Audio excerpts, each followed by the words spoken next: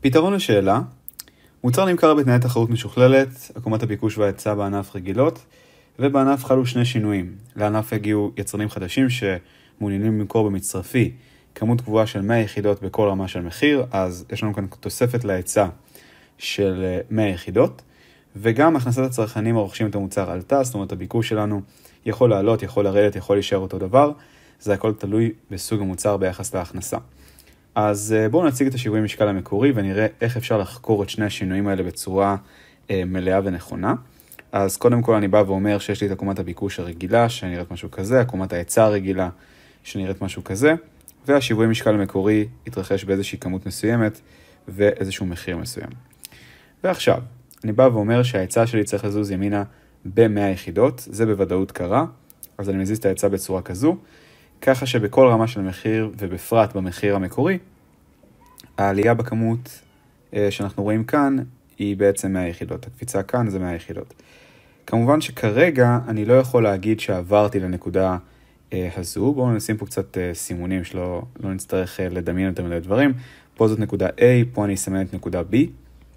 אז במעבר מ-A ל-B אני יודע שהכמות שלי עלתה ב-100 יחידות, אבל כרגע אם לא יתרחש שינוי נוסף, אנחנו דווקא נלך לנקודה C, נקודה שבה אנחנו עם עלייה בכמות של פחות מ-100 יחידות. אז ככה אנחנו רואים פחות או יותר את הסיפור הזה בצורה מדויקת, ועכשיו אני רוצה להתייחס לעניין ההכנסה של הצרכנים. אנחנו יודעים שההכנסה הצרכנים עלתה, והרבה סטודנטים חושבים שהביקוש פשוט עולה, בגלל שההכנסה של הצרכנים עלתה. זה ממש לא נכון, זה תלוי בסוג המוצר. יכול להיות שהמוצר הוא נורמלי, יכול להיות שהוא ניטרלי ויכול להיות שהוא נחות. אם הוא נורמלי, בואו נעשה את המוצר הנורמלי. אם הוא נורמלי, אז הביקוש יעלה למעלה. אם הוא נחות, הביקוש ירד למטה, ואם הוא מה שנקרא ניטרלי, אז אנחנו פשוט נעבור לנקודה C. אז אפשר לחקור את זה ממש לעומק. בואו פשוט נסתכל על הטענות ששואלים אותנו ונתייחס אליהן אחת. טענה א', אם כמות שיווי משקל בענף תגדל ב-100 יחידות בדיוק, אז זה אומר שהביקוש שלנו היה צריך לעלות בדיוק לנקודה B, שזה אומר שהביקוש צריך לעלות, זה אומר שהמוצר חייב להיות נורמלי, כי רק אם המוצר נורמלי אני יודע שהביקוש שלי יעלה. ולכן אומרים לי כאן, מיד אחרי זה בהכרח המוצר נורמלי, אז אני אומר להם שזה נכון, ואז הם מדברים איתי על הרווחים של הפירמות הוותיקות. בואו נדבר על הפירמה הוותיקה. פירמה ותיקה, אם אני אשים פה איזושהי כותרת קטנה כזאת, פירמה ותיקה, מה שקורה איתה זה שהיא לא כל כך אכפת לה מה קורה בענף, לשום דבר פרט למחיר. זאת אומרת, היא עובדת עם איזושהי קומת MC כזאת, והיא מייצרת במחיר P0 איזושהי כמות מיוצרת כזאת או אחרת. ואז מה שקורה זה שהיא מסתכלת על המחיר, אם המחיר עלה, אז היא תייצר יותר ותרוויח יותר. אם המחיר ירד, אז היא תייצר פחות וכנראה גם תרוויח פחות. אז היא מסתכלת רק על המחיר. עכשיו נשים לב שבמקרה שאנחנו מדברים עליו, במקרה שבו הכמות עולה בדיוק ב-100 יחידות, המחיר לא משתנה. ואם המחיר לא משתנה, אז רווחי הפירמות הוותיקות גם כן לא ישתנו. מכאן שהטענה הזאת היא נכונה, ולכן אני יכול להגיד בוא נגיד טענה א' היא נכונה, ואז אני יכול לפסול את, בוא נגיד סעיף 4, שאומר שרק טענות ב' וג' נכונות, וזהו פחות או יותר. אוקיי, בואו נעבור לסעיף ב'. סעיף ב', אם כמות שיווי משקל בענף תגדל ב-80 יחידות, עכשיו מה זה 80? אין לי מושג כאילו מה זה אומר 80, אבל מה שבטוח 80 זה פחות מ-100. זאת אומרת, אין לי משהו מיוחד עם המספר הזה שאומר לי משהו, פרט לזה שהוא נמוך מ-100. אם היה פה 70 יחידות או 90 יחידות או 10 יחידות, כל עוד הכמות גדלה במשהו שהוא נמוך מ-100, אני יודע שאני נמצא איפשהו שמאלה מנקודה B. כי בנקודה B תעלה בדיוק ב-100, ובין B, בואו נוסיף פה עוד איזשהו פרמטר, כן? בואו נוסיף פה עוד איזושהי נקודה. נוסיף את נקודה D. אז בין B ל-D, אני יכול להגיד שהכמות שלי יכולה לעלות בפחות מ-100, ולכן כשאומרים לי שהיא גדלה ב-80, אז זה יכול להיות כל נקודה בין B ו-D, ולכן אני אגיד שיש מצב שהמוצר הוא נורמלי, יש מצב שהמוצר הוא נחות, יש מצב שהוא ניטרלי. בכל אחד מהמצבים האלה אני יכול לסיים איפשהו בין B ל-D, ולכן אני לא באמת יכול לדעת איזה סוג מוצר אני. פה נאמר בדיוק את זה, ולכן גם טענה ב' היא נכונה. מכאן שאפשר כרגע לפסול את סעיף 2. בואו נמשיך לסעיף ג'. אם המוצר הוא נחות. עכשיו אם המוצר הוא נחות, זה אומר שהביקוש שלי יורד. אם הביקוש יורד, יכול להיות לו כמה מצבים. יכול להיות שהביקוש שלי יורד קצת, יכול להיות שהוא יורד בינוני, ויכול להיות שהוא יורד הרבה. מה שבטוח, כשהביקוש יורד, אז אם הכמות עולה, אני לא יודע אם הכמות עולה, אבל אם הכמות עולה היא עולה בפחות מ-100, ומה שאני יכול להגיד בוודאות זה שהמחיר חייב לרדת. זה אני יודע בוודאות ביחס לנקודה A, מה שנקרא. אז אני חוזר בחזרה לסעיף, אני בודק מה בעצם אמרו לי. אמרו לי, הפדיון של הפירמות הוותיקות בהכרח יקטן, אך ייתכן שהפדיון הכולל בענף יגדל. אז בואו נראה. פירמה ותיקה, אם אני מוריד את המחיר, בהכרח הרווחים שלה והפדיון שלה קטנים. אז החלק הראשון באמת נכון. לגבי הפדיון הכולל בענף, שימו לב שהפדיון הכולל בענף זה להסתכל על המחיר והכמות באופן כולל. אז זה אומר אם ביקוש שיורד, יש מצב שהמחיר ירד והכמות תעלה. זאת אומרת, יש מצב שסך הכל המכפלה הזאת תעלה.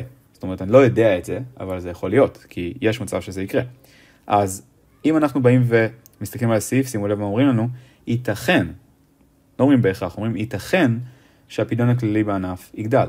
ולכן אנחנו אומרים שגם זה נכון, מכאן שכל הטענות באמת נכונות. אז ככה אנחנו פותרים את השאלה הזאת, וזה הכל. פתרון לשאלה, נתונים שני משקים, משק א' ומשק ב', משק א' יכול לייצר 100 יחידות ממוצר X או 100 יחידות ממוצר Y במקסימום, אז אפשר להגיד שיש לנו כאן את הייצוג של עקומת התמורה שלו, שיכול להיות מיוצג באופן הבא, יש לנו כאן קו שמתחיל ב-100, מסיים ב-100 בצורה כזו.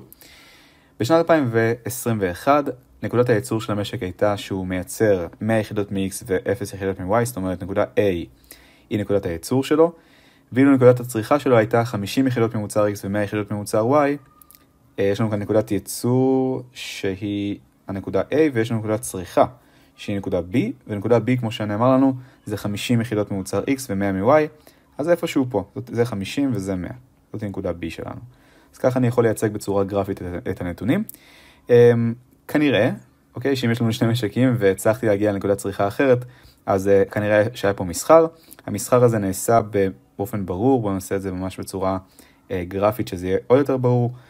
נעשה על ידי איזשהו מחיר, נכון, במעבר בין A ל-B. אז קל לראות שמכרנו 50 יחידות ממוצר X וקיבלנו 100 יחידות ממוצר Y, סימן שהמחיר של המסחר היה מחיר 2, שזה הגיוני, נכון? כי אנחנו עם עלות שולית של 1, אז סביר שאנחנו, אם קנינו יחידות ממוצר Y, זה בגלל שמכרנו יחידות X, וקיבלנו על המוצרים האלה משהו שהוא יותר גבוה מאשר העלות השולית שלנו, אז הכל מסתדר ברמת העיקרון. אפשר גם להציג את זה בצורה של טבלת ייצור סחר וצריכה, כמו שאנחנו אוהבים. אז זה ייצור סחר וצריכה. נשים לב שיש לנו כאן את X ואת Y, הייצור שלנו מ-X הוא 100, הייצור מ-Y הוא 0, הצריכה היא 50 מ-X ו-100 מ-Y, אז אפשר לראות שאנחנו סוחרים ומוכרים 50 מ-X ומקבלים 100 Y, ככה שבמעבר מכאן לכאן אנחנו מכפילים את זה כפול המחיר, והמחיר כמובן שווה בדיוק ל-2. אז ככה אני יכול לראות כל הסיפור הזה. בואו נעבור לטענות. טענה א', המשק מייצר 50 יחידות X, היה צריך להיות פה מייצא 50 יחידות X ומייבא 100 יחידות ממוצר Y, אז זה באמת נכון, כי אנחנו יודעים שאם אנחנו מוכרים 50 יחידות X, זה כמו להגיד שאנחנו מייצאים אותם, ולקנות 100 יחידות ממוצר Y זה כמו לייבא אותם, אז בקיצור, טענה א' היא גם נכונה. בואו נעבור לטענה ב'. העלות האלטרנטיבית השולית לייצור X במשק ב' נמוכה משתי יחידות Y, אין סיכוי שזה יקרה, כי מה שקורה כאן זה שהעלות השולית של משק ב' מייצגת את יכולת הייצור העצמאית שלו. שימו לב שהמחיר כרגע הוא 2, שזה אומר שהעלות השולית של משק ב' ב-X, אם הוא קנה את ה-X'ים שלי, במחיר הזה זה אומר שהוא יכול לייצר את ה-X הזה במחיר יקר יותר. אפשר להגיד את זה גם אחרת, אם המחיר הוא 2, אז ברור שהמחיר 2 נמצא בין העלויות השוליות, בין מי למי, בין העלות השולית של X במשק א', זה שמכר את ה-X'ים שזה 1, לעלות השולית של X במשק ב', זה שקנה את ה-X'ים שזה חייב להיות משהו שגבוה מ-2. אז להגיד נמוך מ-2 זה לא נכון, ולכן אנחנו פוסלים את זה. טענה ג', ייתכן שמחיר יחידת X שנקבע בין שני משקים שווה ליחידה אחת של Y, זה לא יכול להיות, כי מה זה ייתכן? אני יודע בדיוק מהו המחיר, המחיר שווה בדיוק לשתי יחידות Y, ולכן גם טענה ג' נפסלת, מכאן שרק טענה א' היא נכונה. פתרון לשאלה, להלן פונקציית העלות המשתנה של פירמה הפועלת בתנאי תחרות משוכללת, יש לנו כאן פירמה שיש לה עלות קבועה של 16 שקלים, זה אומר שה-FC שלנו זה 16 שקלים, ואנחנו צריכים להתמודד עם הטבלה שנתונה לנו כאן, אנחנו לא רוצים להתייחס אליה בצורה כזו, אנחנו רוצים לרשום אותה בצורה אחרת, שיהיה לנו יותר נוח לעקוב אחרי הנתונים. אז ה-Q שלנו זה 1, 2, עד 7, נעשה את זה ככה, 4, 5, 6 ו-7. אני בכוונה לא עושה את זה לפני הצילום של הסרטון, אני רוצה שתראו בדיוק את התהליך, שתראו באמת איך עושים את כל ההשלמה של הטבלה. אז פה זה 76, 94, 114 ו-140. שימו לב שה-MC שנובע מה-VC זה פשוט הקפיצות ב-VC. אז פה יש לנו 22, פה יש לנו 20, פה יש לנו 18, פה יש לנו 16. אחרי זה יש לנו במעבר מכאן לכאן, זה קצת קשה לי. 76, 94 פחות 76, זה 18 שוב, ואז יש לנו 20, ואז יש לנו 26 אני חושב. אוקיי, זה מה שאנחנו רואים כאן. אפשר גם להכין את ה-TC ואת ה-ATC וה-AVC, אבל זה כל זה מיותר. אפשר להתמודד עם MC, ובמקסימום אם אנחנו צריכים לעשות איזשהו משהו נוסף, אנחנו נעשה אותו ספציפית לכמות שאנחנו רוצים לייצר. אז בואו נתחיל עם הכלל הראשון. הכלל הראשון אומר, כל עוד MC עולה, אנחנו יכולים להפעיל את הכלל, ולכן אני מתייחס אך ורק לייצור של החל מ4 יחידות, כי הגעתי פה למינימום MC, ומפה והלאה אני רואה שה-MC הולך וגדל. שימו לב, בסעיף הראשון אומרים לי שהמחיר שבשוק הוא 26. אם המחיר הוא 26, זה אומר שאני רוצה לייצר את היחידה הרביעית, חמישית, שישית ושביעית, זאת אומרת, אני רוצה לייצר את כל האפשרויות ייצור שלי, ולכן אנחנו נייצר באמת 7 יחידות בסיטואציה הזאת. אבל אני רוצה גם לוודא שאני רוצה באמת לייצר את הכמות הזאת. אני יודע שאם אני מייצר משהו, אני ארצה לייצר 7 יחידות, אבל עכשיו אני רוצה לבדוק מה הרווח שלי כשאני מייצר 7 יחידות. אז בואו נעשה את זה. הרווח שלי, בואו נראה, זה הפדיון, שזה 26 כפול 7, פחות עלות הכוללת, שזה, שימו לב, VC זה 140, אז עלות הכוללת זה 140, ועוד עלות הקבועה שזה 16 שהיא נתונה לי בעבר, אז בואו נראה כמה זה יוצא. זה 26 כפול 7, פחות 156. זה יוצא לי פלוס 26, שזה אומר שהרווח שלי הוא חיובי, זה אומר שאני מייצר גם בטווח הארוך וגם בטווח הקצר. פה טוענים שאני מייצר רק בטווח הקצר, אבל לא בטווח הארוך, ולכן אני פוסל את הסעיף הזה. בואו נעבור לסעיף 3. אם מחיר המוצר הוא יהיה 20, אוקיי, מחיר 20, בואו נראה מה זה אומר. זה אומר שאני רוצה לייצר את היחידה הרביעית, החמישית והשישית. אני לא רוצה לייצר את היחידה השביעית כי היא עולה לי יותר מדי. זה אומר שאני רוצה לייצר 6 יחידות. זאת אומרת, אם אני מייצר, אני אייצר 6 יחידות. ועכשיו אני רוצה לבדוק האם באמת כדאי לי לייצר את הכמות הזאת על ידי בדיקת הרווח. אז מה הרווח שלי כשאני מייצר 6 יחידות? זה 20 כפול 6, זה הפדיון. פחות העלות הכוללת, שזה קודם כל העלות המשתנה שזה 114, אבל אני מוסיף לזה גם 16, שזאת העלות הקבועה. שזה אומר שיש לי כאן, שוב אני אעשה את זה במחשבון, 6 כפול 20, פחות 114, פחות 16, יוצא לי מינוס 10. מה זה אומר מינוס 10? זה אומר שאני לא רוצה לייצר בטווח הארוך. לגבי הטווח הקצר אני צריך לבדוק את הרווח התפעולי. הרווח התפעולי זה לבדוק את הרווח, שזה 20, לא את הרווח, את הפדיון, סליחה, שזה 20 כפול 6, פחות העלות המשתנה בלבד, שזה 114, יצא לנו כאן פלוס 6. איך אני יודע את זה כל כך מהר? זה לא שאני טוב בחישובים, זה פשוט אומר שאני יודע שהפער בין הרווח הכולל לרווח התפעולי, זה שאני באיזשהו מקום מתעלם מהעלות הקבועה. אז אם כאן הורדתי 16 שקלים מהרווח, אני יכול עכשיו להוסיף אותם בחזרה לרווח, כי אני רוצה להתעלם מהעלות הקבועה, ובכך אני מגיע לרווח של 6 שקלים בטווח הקצר, או ברווח התפעולי בואו נגיד, ולכן אני רוצה לייצר בטווח הקצר, עדיין אני מפסיד, זה חשוב לציין את זה, עדיין בטווח הקצר אנחנו מפסידים 10 שקלים, אבל בטווח הקצר אנחנו אומרים לעצמנו, טוב, עדיף לנו להפסיד 10 שקלים, מאשר מה שנקרא לא לייצר בכלל, ולשלם את ה-16 שקלים, 16 שקלים של העלות הקבועה. אז אני כן רוצה לייצר בטווח הקצר, אני לא רוצה לייצר בטווח הארוך, ולכן שני החלקים של הסעיף הזה נכונים, מכאן שסעיף 3 הוא נכון. בואו נדבר על סעיף 4, והוא יהיה האחרון חביב לגבי השאלה הזאת.